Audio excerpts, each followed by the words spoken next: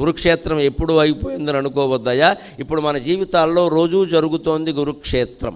అందుకే భగవంతుడు భగవద్గీతలో మొదటి శ్లోకంలోనే ధర్మక్షేత్రే కురుక్షేత్రే అన్నాడు. క్షేత్రం క్షేత్రం అని 2 సార్లు ఎందుకు వాడాడు భగవంతుడు అంటే క్షేత్రజ్ఞ విభాగ యోగం 13వ అధ్యాయంలో తెలుస్తుంది.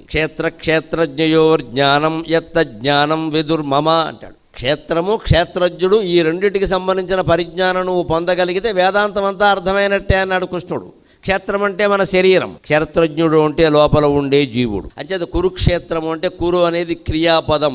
నీ శరీరంలో ఉండి కురు కురు కురు ఏం చేయాలో అది చేయి. ఈ క్షేత్రంలోంచి నువ్వు బయటికి వెళ్ళేలోగా ఏం చేయాలో అది చేయి. క్షేత్రే క్షేత్రే ధర్మం కురు, ధర్మక్షేత్రే కురుక్షేత్రే అంటే మరొక అర్థం. అది కురుక్షేత్రం హర్యానా ఉండడం సమస్య కాదు. ధర్మక్షేత్రే కురుక్షేత్రే అంటే క్షేత్రే క్షేత్రే ధర్మం కురు. ఏ శరీరంలో నువ్వు ఉన్నా సరే ధర్మమే చెయ్యి. ఆ ధర్మం కోసం అవసరమైతే యుద్ధం కూడా